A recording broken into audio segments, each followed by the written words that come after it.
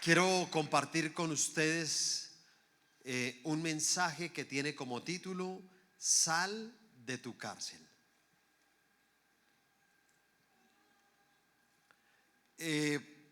Preparando un poco este mensaje, pensé un poco en las cárceles físicas, ¿no? Las físicas. ¿Alguno aquí ha tenido la oportunidad de visitar una cárcel? Levante la mano. Visitar, no estar, sino visitar. Uno, ¿sí o no? Que esté uno de visita, Dios mío, que Dios lo guarde a uno de estar en un lugar. Pero aquellos que hemos podido estar en una cárcel aquí en Colombia, ¿qué es algo de lo que le impacta a uno de las cárceles de Colombia? El hacinamiento, ¿no? El ver uno personas en una celda pequeña y hay 8 o 10 personas en un lugar muy pequeño. Y entonces uno dice, uy, tremendo, ¿no? Tremendo, en algo tan pequeñito, tanta gente. Y entonces pensaba en el lado contrario de lo que son, por ejemplo, las cárceles en los Estados Unidos. Y las cárceles en los Estados Unidos, pues es una persona en un cuartico muy chiquitico, sola. Y lo sacan una hora al día a ver la luz del sol y ya. Y entonces como que yo pensaba y dije, óigame, ¿cuál de las dos será peor?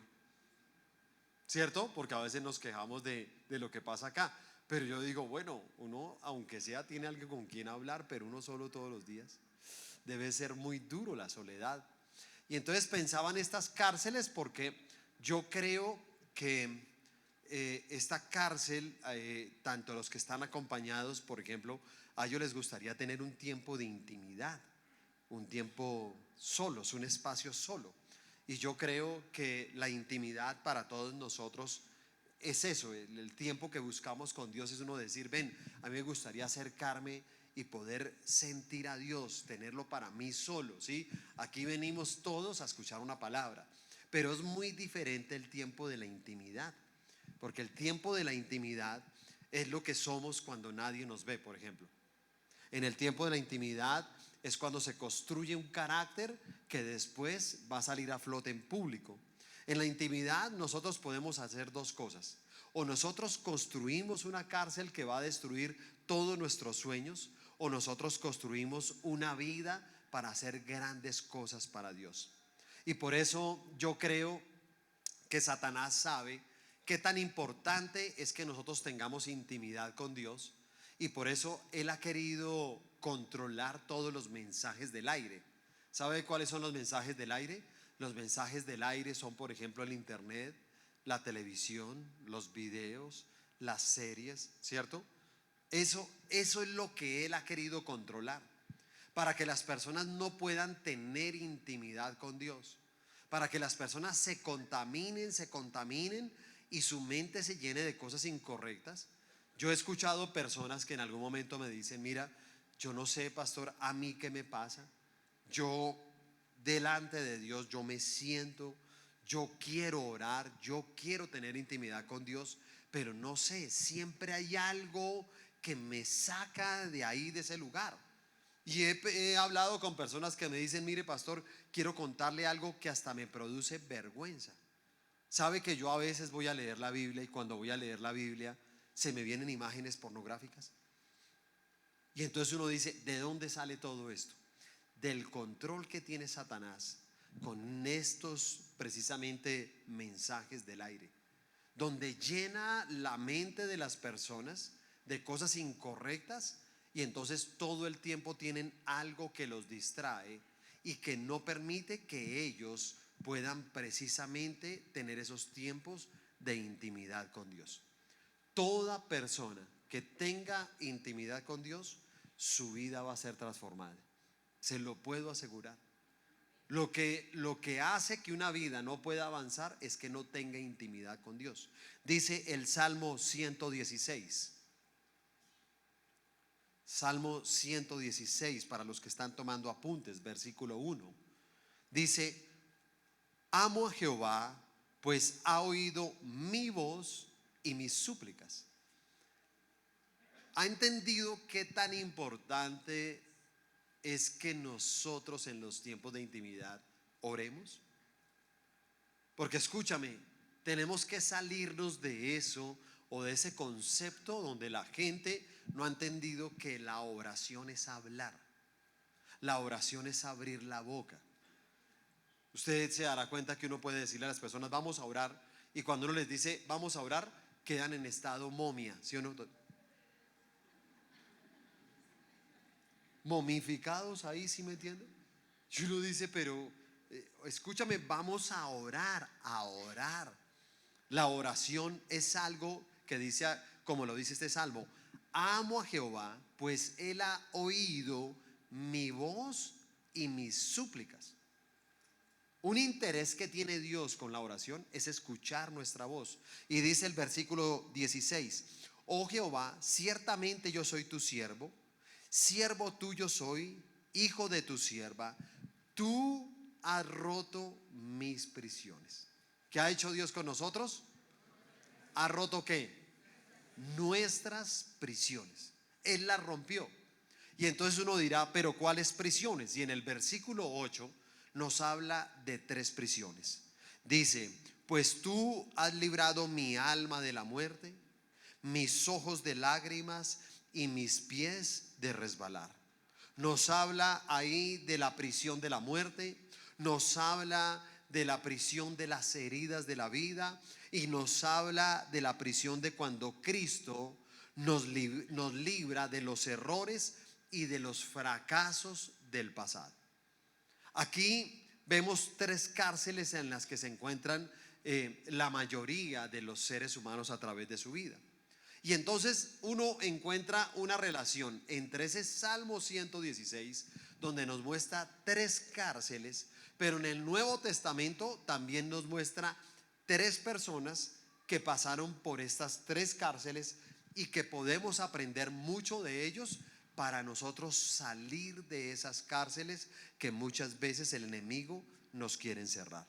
Así que permítame mostrarle en este texto de Lucas 8 cómo Jesús se encuentra con un hombre, con una mujer y con un padre. Estas son las 3 personas. Dice el versículo 1 de Lucas 8: aconteció después que Jesús iba por todas las ciudades y aldeas, predicando y anunciando el evangelio del reino de Dios, y los 12 con él. Versículo 22: aconteció un día que entró en una barca con sus discípulos y les dijo: pasemos al otro lado del lago, y partieron. Versículo 26 al 28. Aquí empieza la historia, el primer encuentro de un hombre con Jesús. Y arribaron a la tierra de los Gadarenos, que está en la ribera opuesta a Galilea. Al llegar en la tierra, vino a su encuentro un hombre de la ciudad. Escúcheme, porque aquí está el gran, digamos, la columna vertebral de este mensaje está fundamentada en cómo nosotros tenemos que acercarnos a Cristo.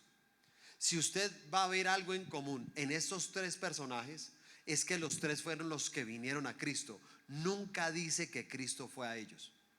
Nunca. Porque acá dice así: vino a su encuentro un hombre de la ciudad, endemoniado desde hace mucho tiempo, y no vestía ropa, ni moraba en casa, sino en los sepulcros. Este, al ver a Jesús, lanzó un gran grito, y postrándose a sus pies, exclamó a gran voz: ¿qué tienes conmigo, Jesús, Hijo del Dios Altísimo? Te ruego que no me atormentes. Versículo 31 al 35. Y le rogaban que no los mandase ir al abismo. Había allí un hato de muchos cerdos que pasían en el monte, y le rogaron que los dejase entrar en ellos, y les dio permiso. Y los demonios, salidos del hombre, entraron en los cerdos, y el hato se precipitó por un despeñadero al lago y se ahogó. Y los que apacentaban los cerdos, cuando vieron lo que había acontecido, huyeron, y yendo dieron aviso en la ciudad y por los campos. Y salieron a ver lo que había sucedido, y vinieron a Jesús, y hallaron al hombre de quien habían salido los demonios, sentado a los pies de Jesús, vestido y en su cabal juicio, y tuvieron miedo. Versículo 40 al 55. Cuando volvió Jesús, le recibió la multitud con gozo, porque todos los esperaban. Entonces vino un varón llamado Jairo. Escúcheme eso. Vino un varón llamado Jairo. Él vino a Jesús. Jesús no fue a él, que era el principal de la sinagoga, y postrándose a los pies de Jesús, le rogaba que entrase en su casa, porque tenía una hija única, como de 12 años, que se estaba muriendo.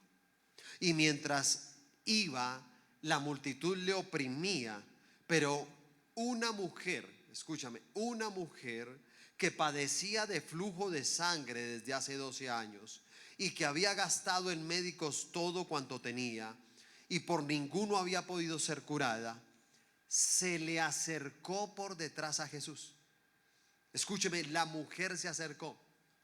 El hombre que tenía su hija que se estaba muriendo se acercó a Jesús y tocó el borde de su manto, y al instante se detuvo el flujo de su sangre. Entonces Jesús dijo: ¿quién es el que me ha tocado?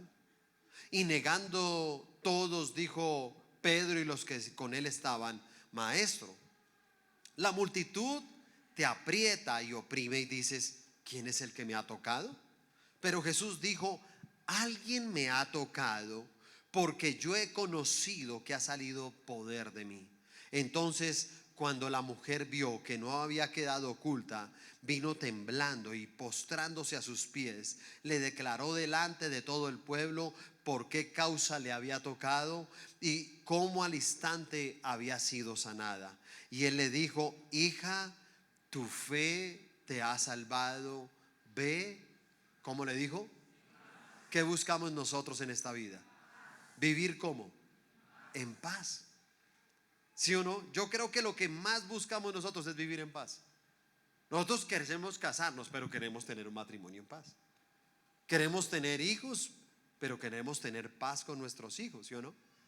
Queremos tener una familia, pero vivir en esa familia en paz. Queremos trabajar, pero queremos tener un trabajo que nos dé paz, ¿cierto? La paz para nosotros es muy importante. Y dice el versículo 40: estaba hablando aún cuando vino uno de casa del principal de la sinagoga a decirle: tu hija ha muerto, no molestes más al maestro. Así que Jesús iba a camino, viene Jairo, le habla de su hija, siguen caminando con él, pero era tal cantidad de personas que pasa lo de esta mujer. Y Jesús se detiene un momento a atender a esta mujer, sana a esta mujer, y cuando termina de sanarla, sigue caminando hacia la casa de Jairo. Pero cuando va camino a la casa de Jairo, sale otro y le dice: mire, la verdad, ya no se preocupen, su hija murió, no moleste más a Jesús. Entonces dice versículo 50: oyéndolo Jesús le respondió: no temas, cree solamente y ¿será qué? Escúcheme, será salva. ¿Por qué no le dijo y será sana? ¿Por qué cree usted? Porque para Cristo no es tan importante la sanidad de las personas, sino la salvación de las personas. Y realmente usted y yo estamos en una iglesia, ¿sabe por qué? Porque nosotros estamos buscando nuestra salvación, ¿sí? Para eso nos acercamos a Cristo, para encontrar el camino a nuestra salvación. Versículo 51: entrando en la casa, no dejó entrar a nadie consigo, sino a Pedro, a Jacobo, a Juan y al padre y a la madre de la niña. ¿Se acuerda que Jesús con quién iba? Con una multitud de personas. Pero date cuenta que él decía: mira, para que pase algo, voy a entrar solamente con cierto grupo de personas, para que en esa intimidad pueda hacer un milagro. En la intimidad siempre pasa algo. No pasa con todo el mundo, pasas en los momentos de intimidad. Él llegó y dijo: no, no es con todos, es con poquitos. Entonces entró, de sus 12 solamente entró a 3 discípulos, el papá y la mamá de la niña. Y en la intimidad de ellos dice acá: Y lloraban todos y hacían lamentación por ella. Pero él dijo: no lloréis, no está muerta, sino que duerme. Y se burlaban de él sabiendo que estaba muerta. Mas él, tomándola de la mano, clamó diciendo: muchacha, levántate. Entonces su espíritu volvió e inmediatamente se levantó, y él mandó que le diesen de comer. Amén. Aquí vemos Salmo 116. Y en el versículo 8 nos muestra tres tipos de cárceles que hay. Pero en Lucas nosotros encontramos las mismas tres tipos de cárceles, pero ahora en unos personajes que los vivieron en carne propia, pero también cómo todos ellos salieron de esa cárcel. ¿Cómo hizo el endemoniado durante tanto tiempo para salir de esa cárcel? ¿Cómo hizo la mujer con una enfermedad durante 12 años para salir de esa cárcel? ¿Cómo hizo un hombre que ya tenía a su hija muerta para que Cristo la devolviera a la vida? Y entonces uno mira esas tres cárceles con lo que dice en Lucas 8, nos enseña a cada uno de nosotros qué es lo que nosotros debemos hacer para salir de esa cárcel. Vamos a ver los tres tipos de cárceles de las que debemos de salir. Número uno, la cárcel del pasado. La cárcel. Entonces, tal vez vamos a ver ese Salmo 116, versículo 8, lo vamos a ver al revés. Vamos a empezar de atrás hacia adelante. Porque él decía: no permitas que mis pies resbalen. ¿Sabes esto con qué tiene que ver? Con nuestro pasado. Uno casi siempre se resbala, ¿sí? Uno comete errores por las cosas que han sucedido en el pasado. La cárcel del Gadareno son aquellos pecados que muchas veces nos dan vergüenza. La cárcel del Gadareno es lo que nos ha llenado la mente de cosas incorrectas y nos ha rodeado también de personas incorrectas. Cuando tú tienes pensamientos y personas incorrectas, tú estás metido en la cárcel del Gadareno. Y por eso el interés de Cristo en un día como hoy, en una mañana como estas, es sacarnos a cualquiera de nosotros que nos encontremos en esa cárcel. ¿Hay alguien que se encuentra en esa cárcel? Le tengo buenas noticias. Cristo te va a sacar de esa cárcel. ¿Le decimos amén al Señor? ¿Le damos un aplauso a Él por eso? ¿Lo creemos? Si lo cree, dele fuerte ese aplauso a Él. En Lucas 22:54, Lucas 22:54, mira lo que dice este texto: y prendiéndole, le llevaron y le condujeron a casa del sumo sacerdote, y Pedro le seguía de lejos. Mire esta parte: Pedro le seguía de lejos. ¿Cómo estuvo Pedro con Jesús los 3 años y medio que estuvo con él? ¿Cómo estuvo con él? ¿Cómo estuvo? Cerca, ¿cierto? Siempre estuvo cerca de Cristo.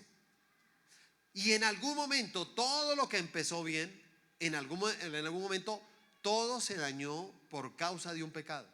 Porque el mismo Cristo se lo dijo: Pedro, tú me vas a negar 3 veces. ¿Sabes cuál es ese pecado? Es el pecado de la infidelidad. Ser infiel no solamente uno traicionar a una persona, digamos, en su área sentimental. No, se puede ser infiel de muchas maneras. Y este pecado de la infidelidad era eso, ¿sí se da cuenta?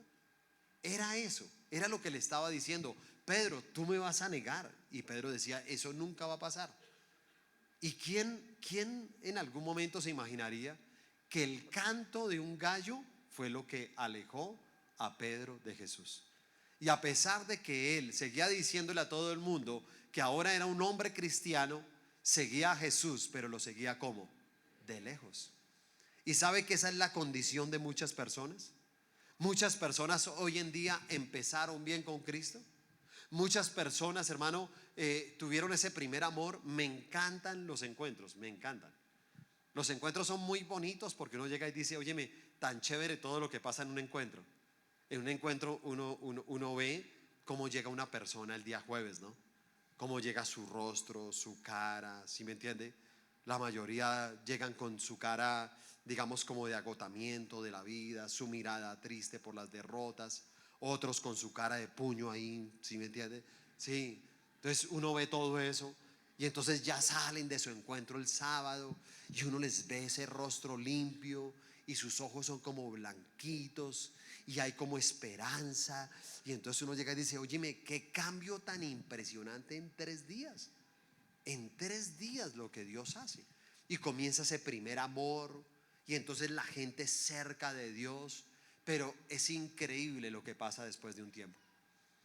Como después de un tiempo el amor de muchos se comienza a enfriar. Y ahora, a pesar, yo conozco personas que siguen siendo cristianos a través de los años.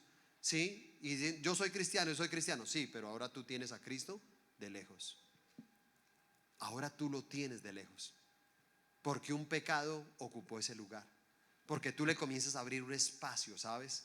Tú comienzas a hacer unas combinaciones. Entonces hay gente que se enamora de Cristo, pero después de un tiempo ya comienza, lo que te digo, alaba a Dios acá y después se va para la casa y pone música del mundo a todo volumen. Viene aquí y ora: Señor, te amo, no sé qué, tal vaina, y todo lo que usted hace en oración, y sale y es vulgar con su boca. Y tiene chistes vulgares y chistes de doble sentido. Y entonces usted se comporta igual que los del mundo y tiene las mismas actitudes y hace los mismos negocios de la gente del mundo y permite contaminarse, ¿sí se da cuenta? Entonces, cuando una persona vive así, es una persona que todavía está atada a su pasado, ¿sí? Él sabe que su pasado lo ha llevado en esa condición. Por eso Pedro resultó haciendo lo que no tenía que hacer. ¿Se acuerda que un día Jesús llama a Pedro y le dice: Pedro, ¿sabe qué? Deje todo. Después de que tuvo la gran pesca de su vida, nunca había tenido tantos peces en su vida. Le dijo: ok, Pedro, ¿cómo le pareció todo? No, sobrenatural. Ok, a partir de hoy usted ya no será pescador. Ahora usted será pescador de hombres. Y lo llamó para el ministerio. ¿Sabe que Dios lo trajo a esta iglesia para que usted le sirva en el ministerio? ¿Sí sabía o no? Claro, él le dice: claro, tú vas a servir, tú vas a trabajar, vas a hacer muchas cosas, pero te voy a decir algo, te voy a llamar al ministerio. Tú vas a ser pescador de hombres. Lo llamó, estuvo cerca a Jesús todo el tiempo, hasta el momento en que lo negó. Cuando lo negó, a partir de ese momento, hermano, su pasado lo persiguió y comenzó a estar en una cárcel.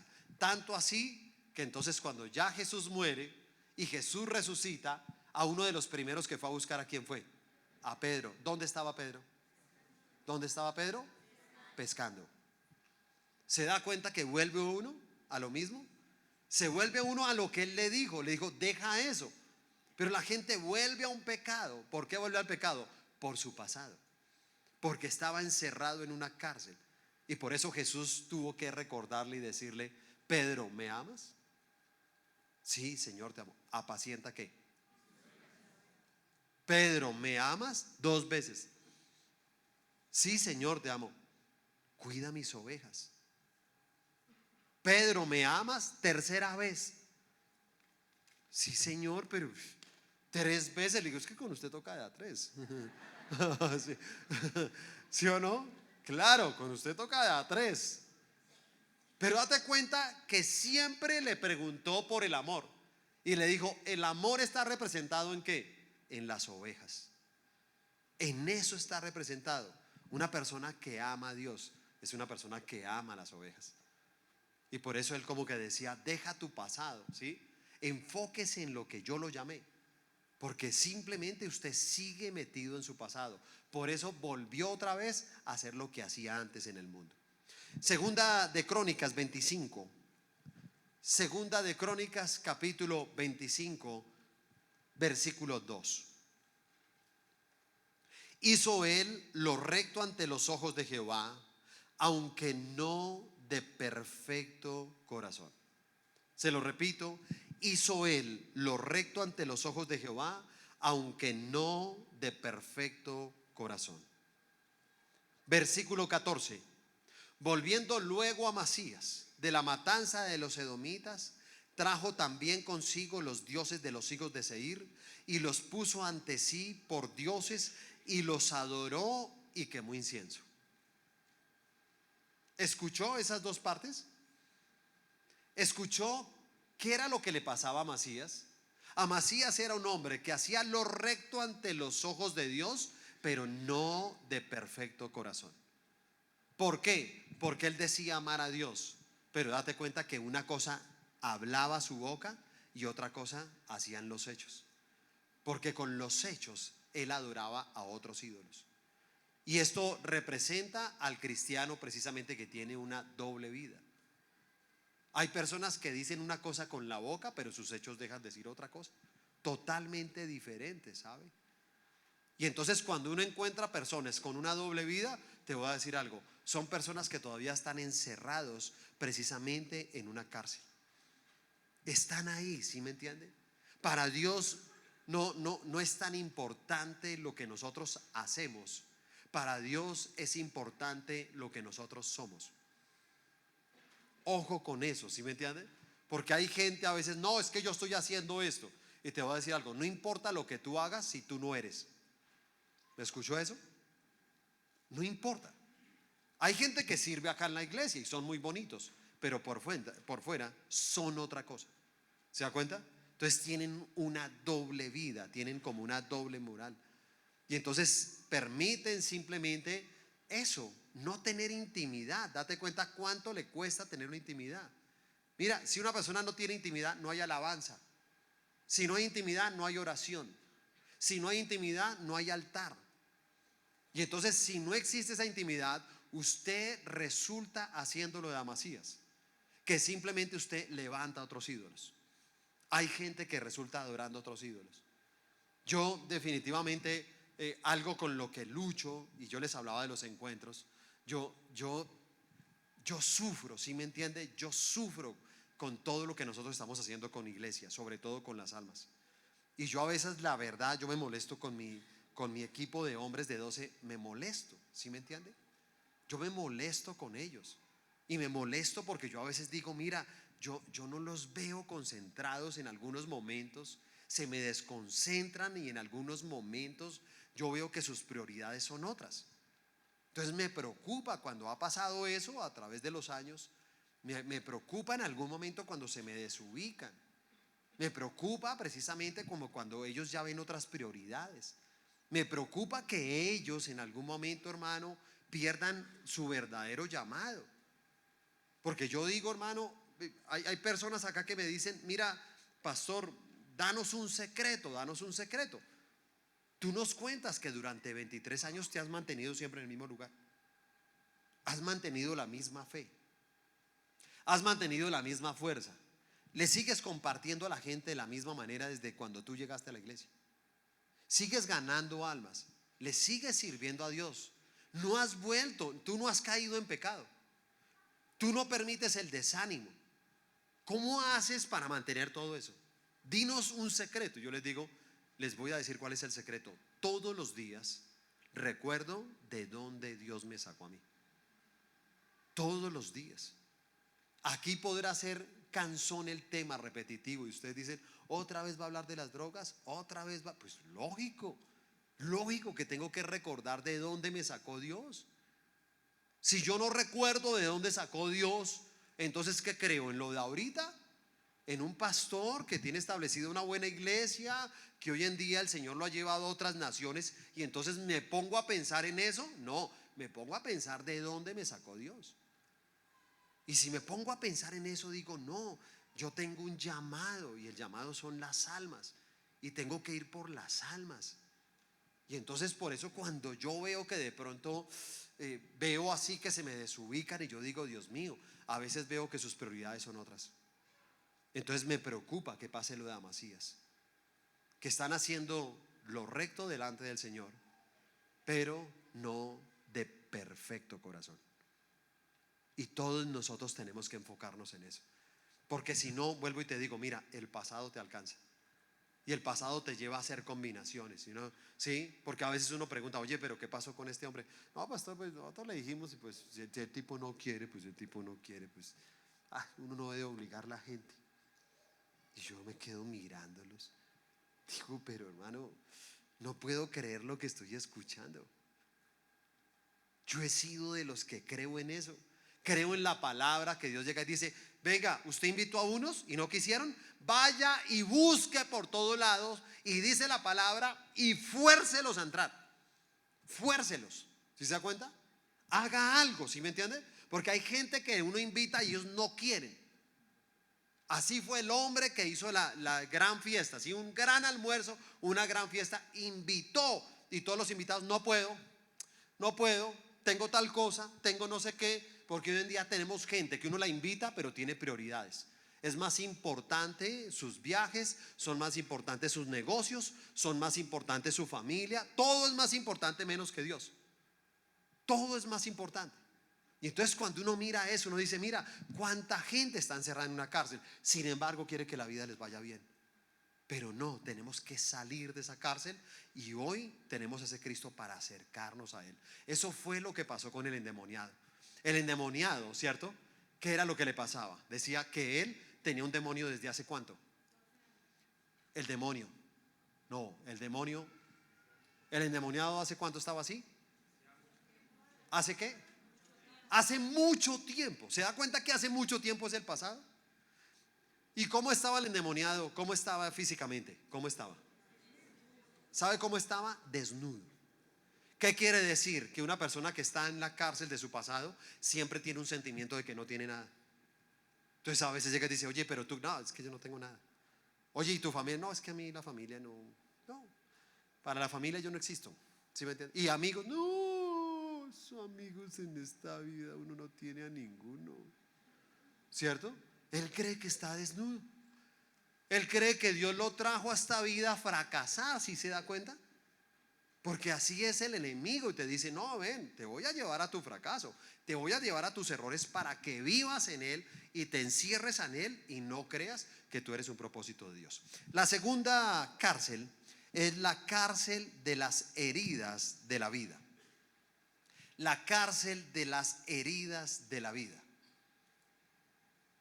En ese Salmo 16, versículo 8 que vimos, entonces vemos digamos de atrás o de abajo hacia arriba, vemos que el siguiente renglón dice: mis ojos de lágrimas. ¿Qué quiere decir? En la nueva traducción viviente dice: quitó las lágrimas de mis ojos. Yo entiendo que las lágrimas fluyen de los ojos en la vida, pero siempre nacen de un corazón herido. Y entonces uno encuentra esta historia, segunda historia. La primera historia tiene que ver con el pasado, ¿cierto? Era que se encontró con este endemoniado que llevaba mucho tiempo. El segundo encuentro es esta mujer también que va en búsqueda de Jesús porque llevaba 12 años padeciendo de una enfermedad física. Claro, a todos les parecerá: óyeme, qué duro que esta mujer haya padecido eso. Y te voy a decir algo: eso no fue lo duro.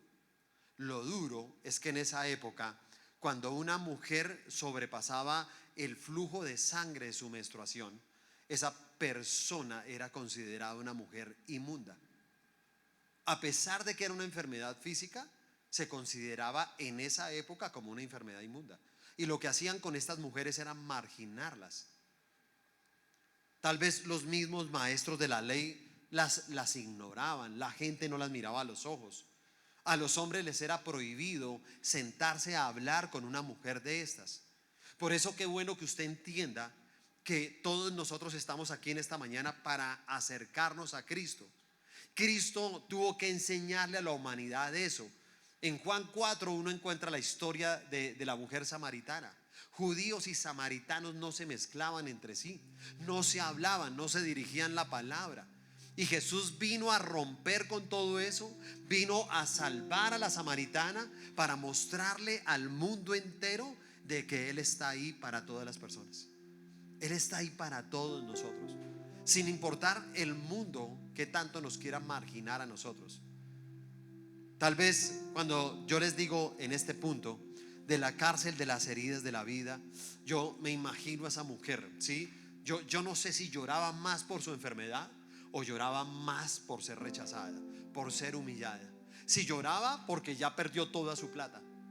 Esa mujer durante 12 años el dinero que tenía lo gastó precisamente para buscar si en algún momento alguien la podía sanar.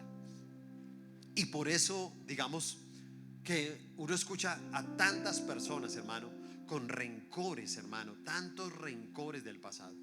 ¿Cuántas lágrimas nosotros de pronto derramamos? ¿Cuántas lágrimas por dolor, por sufrimiento? ¿Cuántas lágrimas simplemente por la realidad que vivimos? Y yo te voy a decir algo, mira, necesitas salir de esa cárcel, porque esta no es tu realidad. Lo que tú estás viviendo no es tu realidad. La realidad de tu vida es otra que Dios tiene para ti. Mira, el Salmo 56:8 dice: mis huidas tú has contado, pon mis lágrimas en tu redoma, ¿no están ellas en tu libro? Quiero decirles que no hay lágrimas que usted haya derramado que Dios no conoce. Cada una de sus lágrimas Dios la conoce. Todas aquellas que se han derramado. ¿Cuántas lágrimas ha derramado usted en este año? Llevamos 6 meses de este año. Levantemos la mano los que hemos tenido que derramar lágrimas estos 6 meses. Mire a su alrededor, tenga su mano levantada. Comienza a mirar para todo lado. Para todo lado. Mire a todo lado. ¿Usted se da cuenta cuántos hemos llorado estos 6 meses? ¿Se imagina usted? Pudiéramos sacar un video del momento en que ha llorado cada uno de nosotros. ¿Usted se imagina ese momento? De los que han llorado en la calle, caminando, de los que han llorado en el borde de una cama, de los que se han encerrado en un baño y ¿sabe qué? Ni siquiera se sienta uno en la taza, se sienta en el piso a llorar. Mucha gente busca el piso para llorar. ¿Sabes por qué? Porque el piso ya es la derrota más grande que uno tiene. Uno se siente totalmente derrotado. A uno le cuesta levantarse de ese piso, ¿sí me entiende? Cuando uno llora, a uno le cuesta mucho levantarse. Y uno nunca se da cuenta que uno está encerrado ahí en esa cárcel, sin poder salir, ¿sí me entiende? Desesperado, ¿sí me entiende? Por todo lo que muchas veces tenemos que vivir. Segunda de Reyes, capítulo 20, versículo 5. Vuelve y di a Ezequías, príncipe de mi pueblo: así dice Jehová, el Dios de tu padre. Yo, escúcheme, yo, dice 2 cosas. Primero, yo he oído tu oración. ¿Se acuerda? Amo a Jehová porque ha escuchado mi voz y mis súplicas. Tienes que entender que tenemos que acercarnos a Cristo para orar. Él está esperando a que tú le digas lo que tú necesitas, lo que a ti te duele. Entonces dice: yo he oído tu oración. Pero también que dice ahí: y he visto tus lágrimas. He aquí que yo te sano. Al tercer día subirás a la casa de Jehová. ¿Sabe usted que inclusive todos aquellos que le servimos al ministerio hemos llorado por el ministerio? Hay lágrimas por el ministerio. Yo por eso insisto, mira, si a veces me molesto por el ministerio, es porque amo el ministerio. Es porque el ministerio te tiene que sacar lágrimas, ¿sí me entienden? Y claro, uno a veces ha llorado en el ministerio. Los que son líderes acá me entienden, porque uno ha tenido que llorar porque uno de pronto mira los resultados y son muy pobres. Porque uno ha trabajado por personas, uno ha dejado de hacer muchas cosas por ellas, y esas personas el día de mañana hasta se van. Y hasta se van hablando mal de ti. Y uno dice: óyeme, increíble, ¿no? Porque recuerdo que tal vez tenía una cena con mi familia y dejé de ir a la cena por ir a atenderlo. Recuerdo que no tenía el dinero completo para un encuentro y yo le ayudé con algo. Recuerdo que nos fuimos para una convención y yo llevaba lo de mi almuerzo, pero no tenía para el pasaje. Y dije: ¿sabe qué? No voy a almorzar con tal de que él sea ministrado en la convención. Yo lo hice, ¿sí me entiendes? Y después esa persona se va, y todo eso te trae lágrimas, porque el ministerio es de lágrimas. El ministerio es de lágrimas, escúcheme muy bien. Porque hay gente que dice: es que no es fácil, es que no, nunca será fácil. Jamás será fácil el ministerio. Y todos nosotros tenemos que convivir con eso. Eso decía Pablo, Hechos 20:19. Hechos 20:19 dice: sirviendo al Señor con toda humildad y con muchas lágrimas. ¿Escuchó? Y con muchas lágrimas y pruebas que me han venido por las acechanzas de los judíos. Yo pudiera decirle a cada uno de ustedes: mire, si nosotros no permitimos que Dios nos saque de esa cárcel, vamos a terminar mal. Hay personas que en algún momento comienzan a culpar a una iglesia, ¿sí me entienden? Entonces, no, es que esa iglesia, esa iglesia no. Si no es la iglesia, culpan a los pastores. No, es que esos pastores. Si no son los pastores, no, es que mis líderes. Es que en esa iglesia, mis líderes. Si no es de los líderes, entonces es la visión. Es que el método que tiene la iglesia, eso que maneja la iglesia, eso de la visión, el método ese que ustedes tienen, ese es el problema de la iglesia. Te voy a decir algo: ni el método, ni la visión, ni los pastores, ni los líderes, ni la iglesia. El problema eres tú. Tú estás metido en una cárcel. Y si tú no sales de esa cárcel, vas a resultar muy mal. Te lo puedo asegurar. Vas a resultar muy mal. Y por eso uno tiene que permitirle acercarse como esta mujer y decir: si tan solo tocar el borde de su manto. Si tan solo, ¿sí me entiende? Qué bueno lo que le dijo: tu fe te ha salvado. Tu fe. Para Cristo hacer un milagro es fácil, escúchame. Pero lo que más tienes que buscar tú, más allá de un milagro para tu vida, una necesidad física o emocional para tu vida, es salir de una cárcel, de algo de lo que tú estás encerrado. Y por último, lo tercero, la cárcel por el temor a la muerte. La cárcel por el temor a la muerte. Entonces uno mira en ese Salmo 116, ¿cierto? Y en ese Salmo 116 nos dice: pues tú has librado mi alma de la muerte. Así dice ese Salmo. ¿Y sabe qué quiere decir eso? Que muchas veces usted se dará cuenta que las personas evitan hablar de la muerte. O sea, ese tema a la gente no le gusta. A la gente le da miedo la muerte. La gente hoy en día evita la muerte. Uno de los negocios más grandes que hay hoy en día es venderle productos a la gente para decirle que va a vivir más. Los grandes negocios están en mostrar a la gente que puede alargar su vida, su salud. ¿Sí me entiende? ¿Y sabes la gente por qué invierte en eso? Porque le tiene miedo a la muerte. Le tiene miedo. Pregunta: si usted se muere hoy, ¿para dónde va?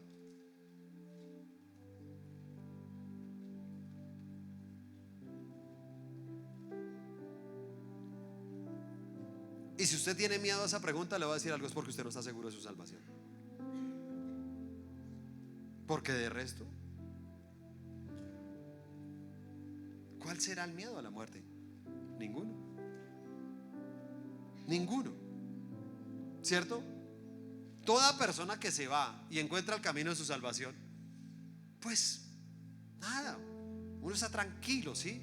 Por eso es que, insisto, uno tiene que luchar para que todas las personas encuentren su camino a la salvación. Yo tuve que vivir la muerte de mi hermano, hace 10 meses la muerte de mi mamá, ¿sí? Pero date cuenta, pues yo no ando en una condición: pastor, te veo pensativo. Es mi mamá, me hace mucha falta. Sí, pues no. ¿Sí me entienden? No. Es un proceso de la vida. Y la verdad, yo ahora cada vez que pienso en mi mamá, digo: tan chévere mi mamá, ya no le toca hacer desayuno, ya no le toca pagar arriendo, nada, nada. Donde está feliz.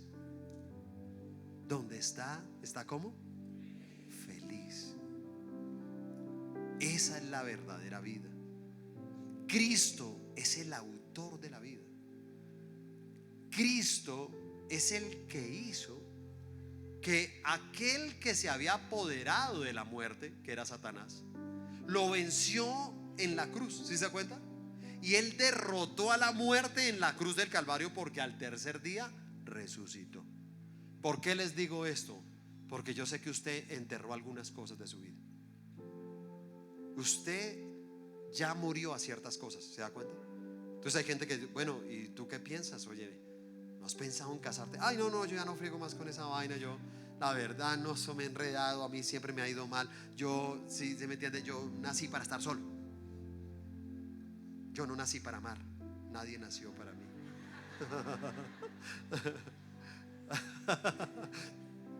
¿Cierto? Es así. Entonces comienzan a enterrar. Óyeme, ¿y no ibas a hacer ese? No, qué negocio ni qué nada. Yo ya fregué mucho con eso y todo. No, yo ya lo enterré. Yo ya lo enterré. Y te voy a decir algo. Si tú enterraste algo, estás encerrado en una cárcel. Porque tú sabes que si anhelas eso, pero tú lo has enterrado. Y ahora tienes que acercarte a Cristo, porque Él te dice: escúchame, eso no está muerto, eso está dormido. Y por eso Él quiere tomar tu mano y simplemente decirte: levántate. Y tal vez es lo que Él quiere hacer con todos nosotros. Le damos un aplauso a ese Cristo en esta mañana. Te colocas de pie, por favor. Coloquémonos de pie.